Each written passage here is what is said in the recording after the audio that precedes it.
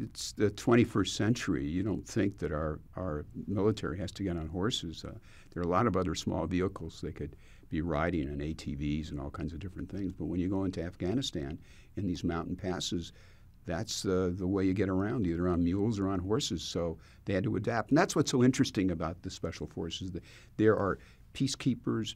They try to link up with the indigenous people and talk to them and say, we're not here to invade your country, we're here to help you.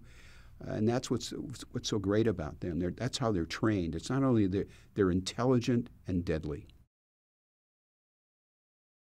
Michael Pena plays Diller. He's somebody that brings levity to our movie. And, you know, it's a kind of thing that most professional men who go into combat always have somebody who adds the gallows humor. And Michael had the great ad-libs to bring to our film. And you know, it's interesting, even though it's a picture about combat and war, there's a lot of fun in the movie. There's a lot of levity. There's a lot of laughs, which I think audiences love. When we preview the movie, you can't imagine how many laughs we had. Naveed, we looked at his work. He's a wonderful actor. He was an American Sniper. He's played some fantastic characters, both on television and in movies. And he was so passionate about making this film. He actually contacted the Afghan community in where we were filming and got a lot of them to become extras and were actors in the film. So a lot of the Afghans in the movie are actually from Afghanistan, and they became actors for us. Chris, I've been chasing for 4 or 5 years to play this role. I would call his agent all the time. Whenever I saw him and sat down with him, I talked about 12 Strong and what a wonderful part it would be for him. And he's such an iconic actor. And the fact that he's coming off Thor, which is a very successful film right now, women love him.